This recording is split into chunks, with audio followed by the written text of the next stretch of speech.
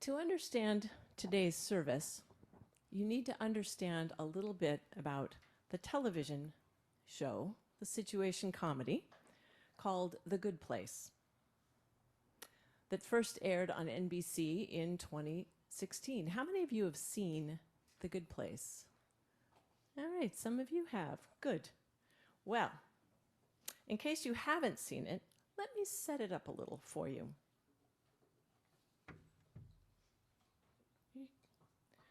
No, really. All right. In the first episode of season 1, Eleanor Shellstrop opens her eyes in a waiting room. Across from where she is sitting, the wall is painted with these words: "Welcome, everything is fine." Wouldn't you like to see that every day? Michael comes and calls her into his office, where he tells Eleanor that she is dead, but it's okay because she's in the good place. Now, during the course of the next whatever time, Michael introduces Eleanor to her soulmate, who is Chidi Anagonye. And yes, everyone in the good place has a soulmate. And she's introduced to her neighbors, the elegant Tahani, and the silent Buddhist monk Jianyu. It takes Eleanor about 3 minutes to realize that there's been a mistake, that she is not that Eleanor Shellstrop, the lawyer who got innocent people off of death row and who went on human rights missions. No, she was the Eleanor Shellstrop who sells fake medicine to scared seniors, who shoplifted, littered, and was rude and thoughtless to pretty much everyone. Now, she has to keep from being found out, or she's going to get booted out of the good place.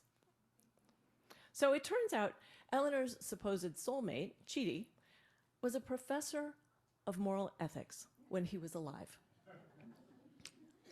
So after he promises to stick by her no matter what, then she tells him that she doesn't belong there and she needs his help. So it puts him in a terrible dilemma, but he decides that he has to help her become a good person. Not an easy task. Through 4 seasons, chaos ensues. Secrets come to light, moral philosophy is discussed, plot twists abound, and the nature of the afterlife and its inhabitants are altered forever. The TV series is tremendously silly. I absolutely adore it, especially because of the way that the story unfolds and the beauty of its ending. And that's what makes it, in my humble opinion, one of the best sitcoms ever. But what does all that mean? Stay tuned.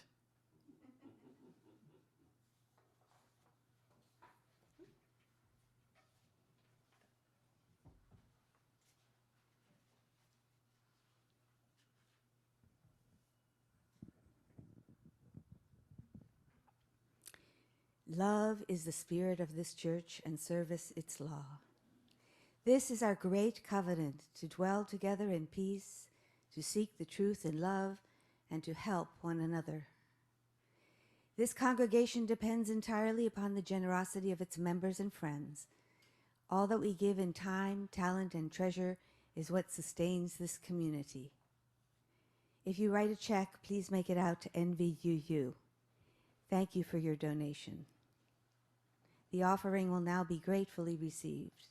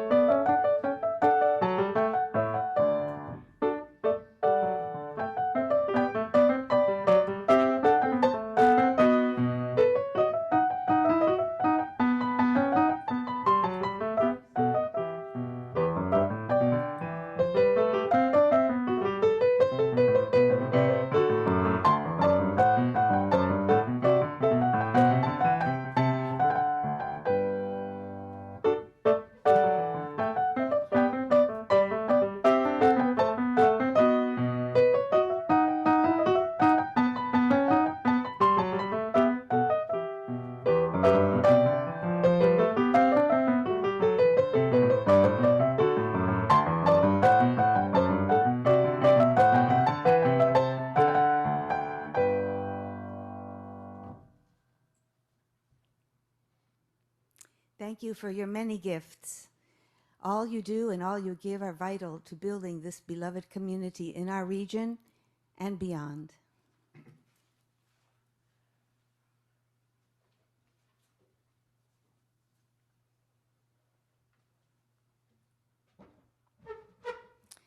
So in this TV series, The Good Place, heroine Eleanor Shellstrop dies and finds herself in the good place, only to find out that she really belongs in the bad place.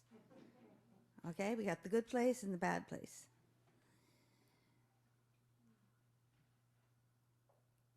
Here's the thing. I don't believe in either the good place or the bad place,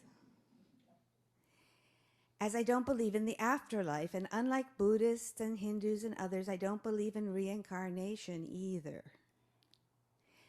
I envy people whose loved ones are in heaven because it seems so comforting, even though I don't believe in heaven. But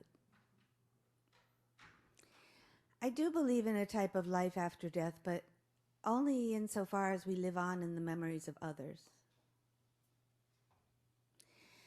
Allow me to digress now for a moment from the afterlife and introduce Dr. Howard Suber into this conversation. Dr. Suber is Professor Emeritus at the UCLA School of Theater, Film, and Television. In his book and documentary series, The Power of Film, he talks to us informally to explain the most important aspects of popular and memorable films. So how to make it in the movie business. He's taught thousands of students in the world of filmmaking, of all professions. The 6 episodes of the series highlight his lectures from his wildly popular courses at UCLA. This guy's great to see if you get a chance to see this series. Suber explains in episode 2 that we are all trapped between fate and destiny, where fate is distinguished from destiny. So if you look up fate in the dictionary, you'll find destiny. And you look up destiny in the dictionary, you'll find fate. So what you need to do is divide the two in Suber's paradigm. Yeah.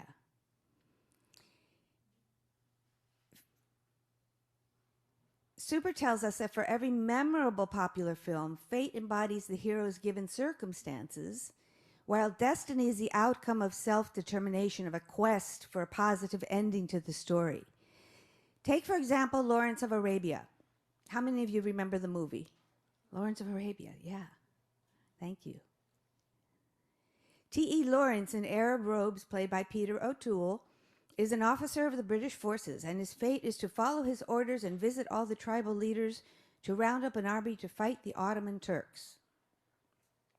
His destiny, on the other hand, is to take heroic action. Lawrence decides to cross the Nafuz Desert. No one has ever crossed it and survived.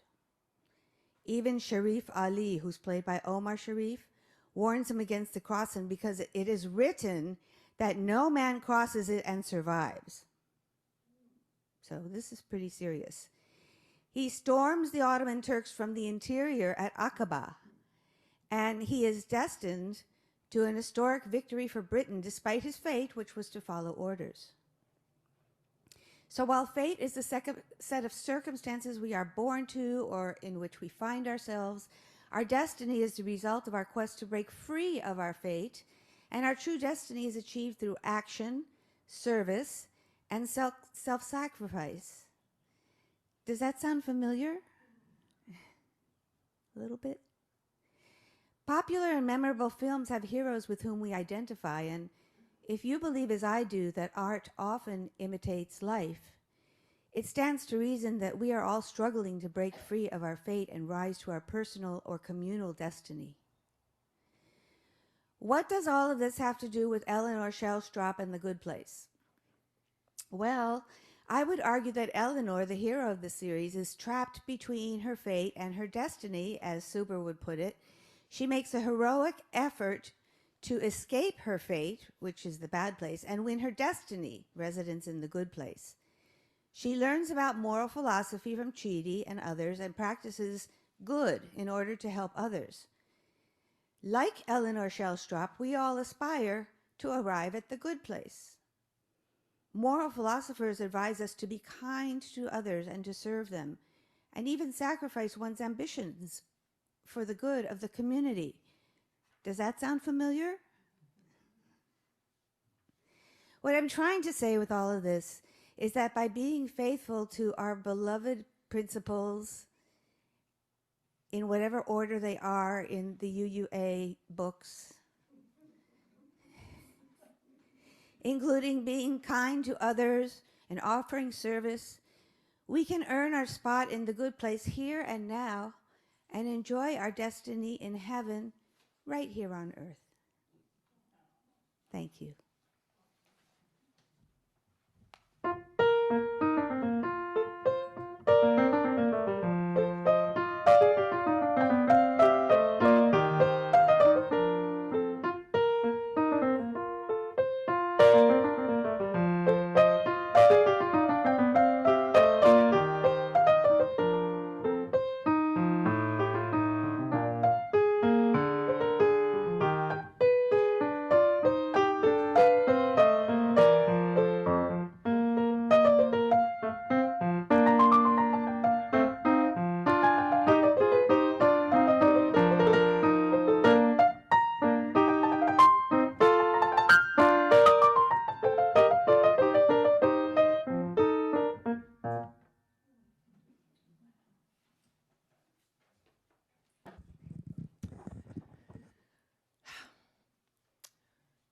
Think back with me. Do you remember the early days of the pandemic? Yeah. When we were cooped up at home, worried, feeling isolated, at a time when citizens around the world were being asked to care for one another through personal discomfort and sacrifice to an unprecedented extent, or so it seemed. The four protagonists in The Good Place, and I should circle back and say that I watched the entirety of the series of The Good Place during that first year of the pandemic. So I got the full sweep of it then. And the four protagonists in The Good Place would have responded to the pandemic in different ways, hopefully not the way I would have. Eleanor would have taken advantage of every situation without a thought for anybody else. Cutting in lines to get the supplies she needed? Yes. Extra tips for essential workers? No. Anybody who complied with all this stuff was a sucker. And Jianyu, aka Jason, who was a low-level drug dealer in his life, at the time of his death, he would have thought up some idiotic scam that would certainly have backfired.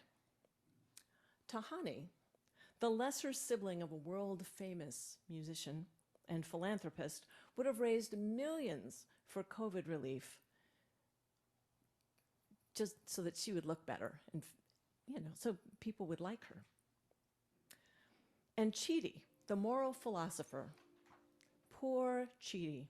He would have been so racked with indecision about whether it was ethical to have groceries delivered or not that he might have just starved.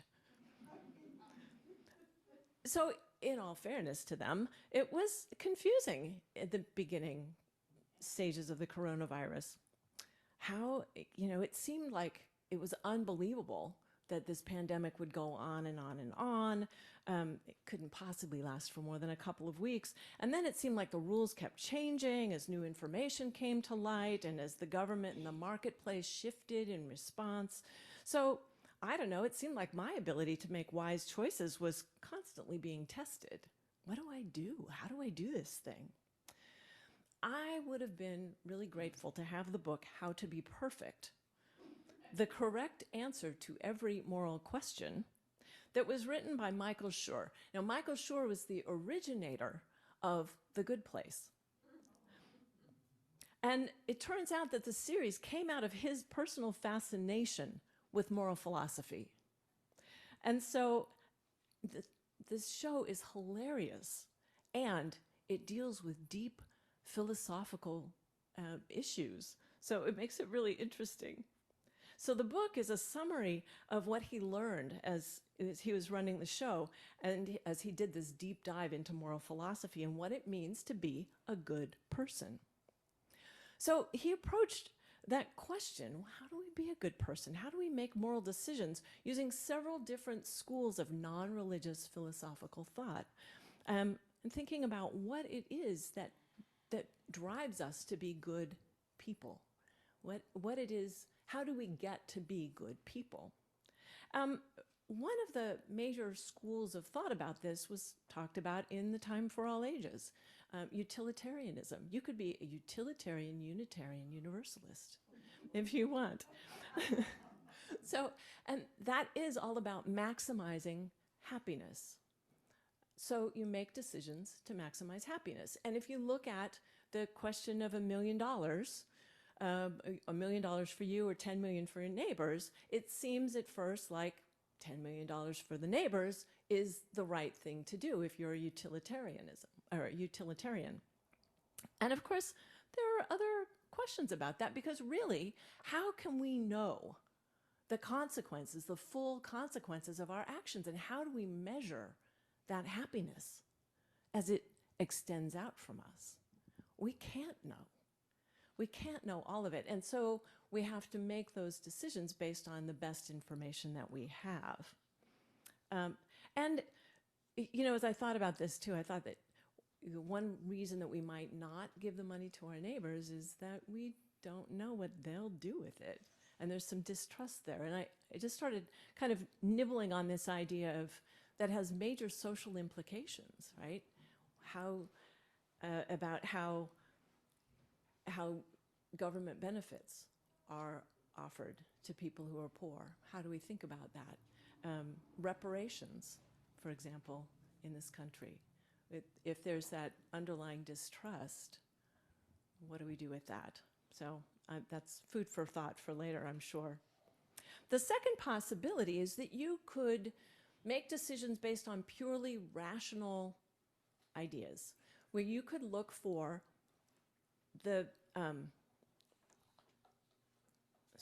notes, because there's that term that the categorical imperative. You can look for a universal law, some rule that you follow that you want everybody else to follow too. So for example, if your friend says, do you like my new glasses? And you think they make her face look weird,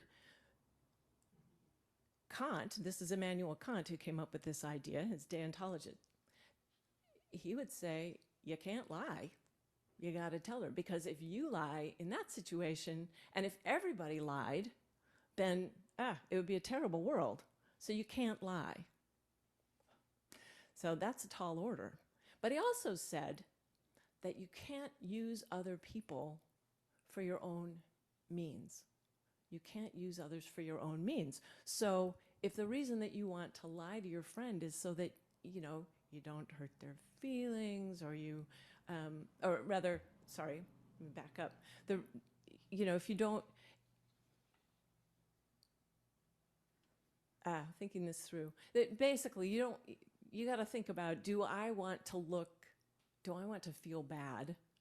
And is that why I'm doing what I'm doing? So there are all these little thoughts attached to that. So you can think about, trying to be perfectly objective and come up with universal laws and follow those. But both of these systems, if you're going with happiness or you're going with objectivity, the problem with those is that it takes a long time to come up with an idea, right? You're wrestling with these thoughts. And sometimes that's useful and sometimes it's not.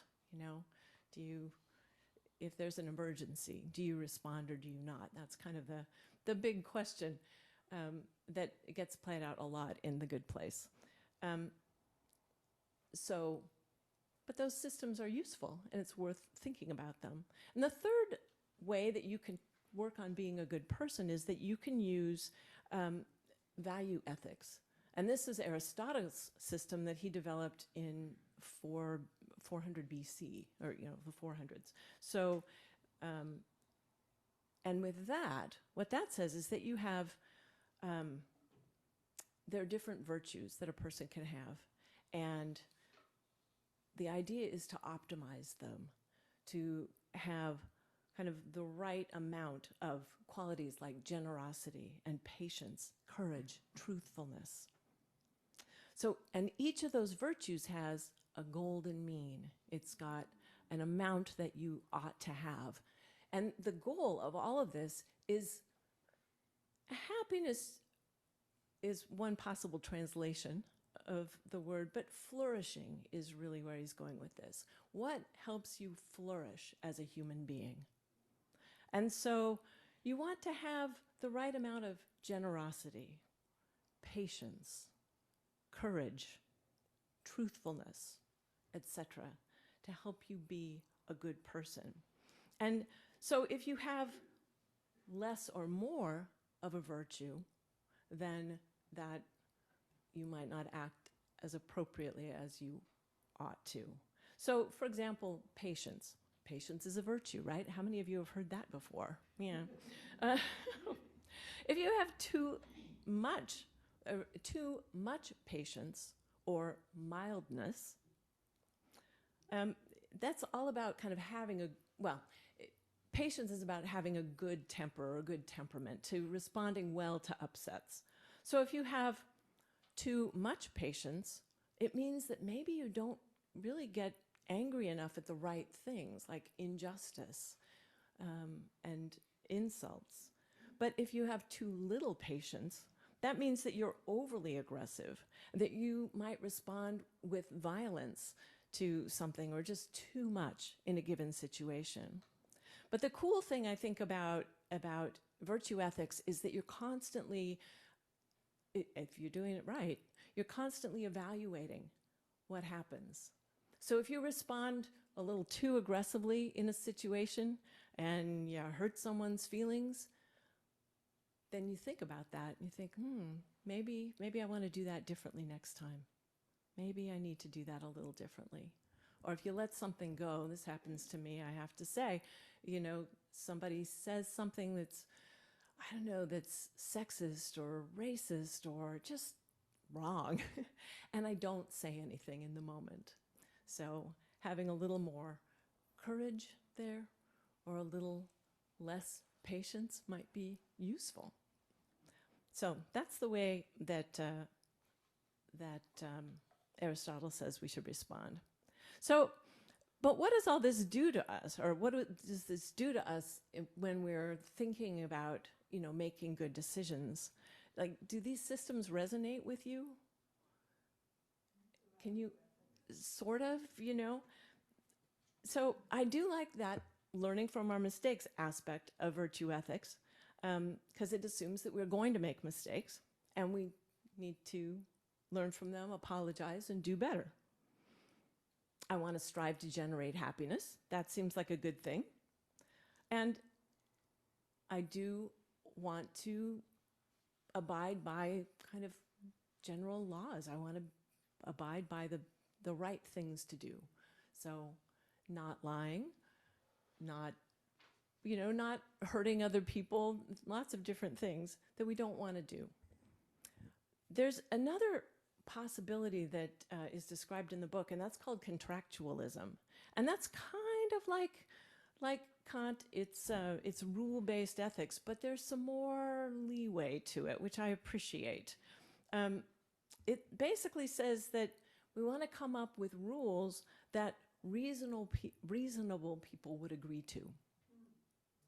So, and by reasonable, he means this, that we are willing to constrain, I'm willing to constrain my pursuit of my own interests to the same degree that you're willing to constrain your pursuit of your interests.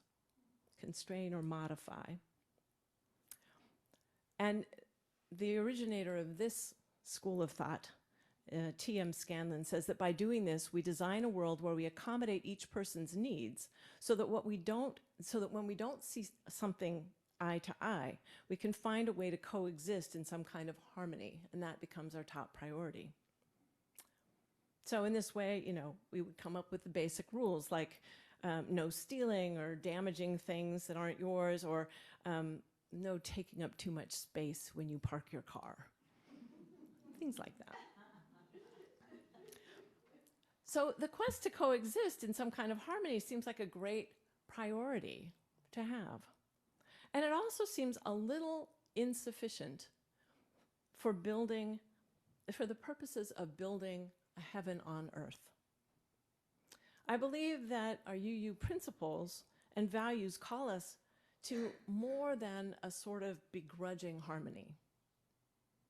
When one values the inherent dignity of others, when one understands our lives to be indivisibly intertwined with others, then we can be open to a wider understanding of the needs and wants of other people. We are charged with being malleable, with staying open to new ideas and ways of being in community with one another. We are charged with widening the circle of care to those who are different from us, and to give as much as we can to the greater good. We are charged with pushing for social and environmental justice, even when it's hard. This is the work of liberation for all, and this is the work of creating beloved community. Now, many religions also have systems of ethics, the golden rule that shows up in so many different religious traditions, and the idea of loving our neighbors as ourselves. And to this, you can add the Buddhist principle of mindfulness, which is also a very ethical teaching, which says that the path to true happiness is to remain focused on the things we do with no other purpose or motivation than to do them. These are all great ethical standards, and yet following them consistently in all circumstances is easier said than done. Making them more than platitudes is sometimes easier said than done. So we've reviewed a lot of different ideas about moral decision-making, and how do we put them into practice? Now, assuming I have the luxury of time, I might start with contractualism. What are the basic rules of human decency here? And then look at the options using reason, using the consequences and the amount of happiness that might be derived by a particular decision, and teasing out my own motivations. Am I wanting to use people here? What am I going for?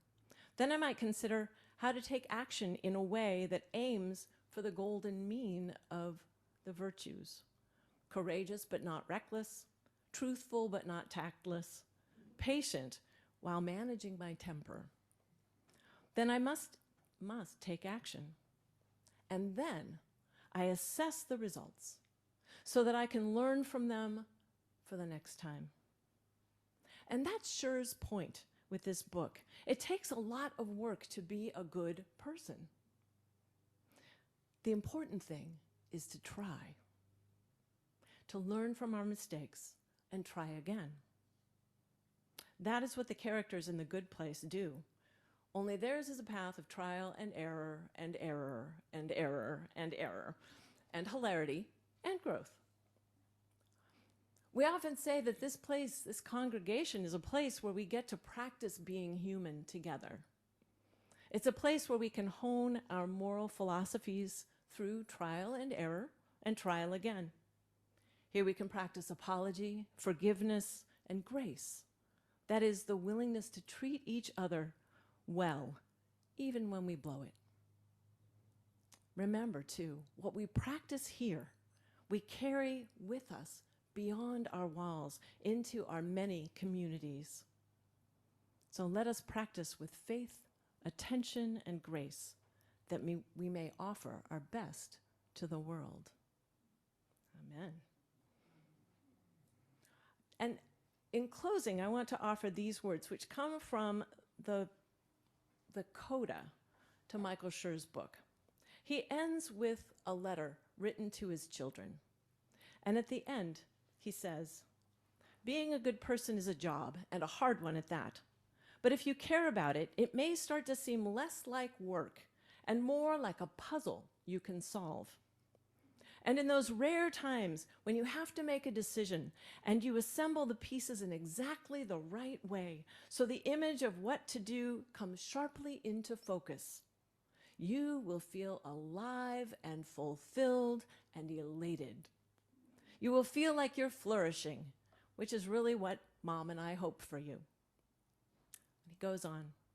But again, there will be plenty of other times when you do not flourish, when you straight up blow it. And then you'll try again and you'll blow it again over and over and you'll be frustrated and you'll feel awful. And if you've tried to do something good 1,000 times and you failed 1,000 times and the people around you are miserable and you're at the end of your rope and you're losing faith in yourselves, you know what we want you to do then? Keep trying. Keep trying. Keep trying. And that is what I want us all to do. And we can do that together. Let's keep trying. Keep trying. Keep trying. And now I invite you to rise in body or spirit to sing hymn 1020 in the teal hymnal, Wa-ya-ya.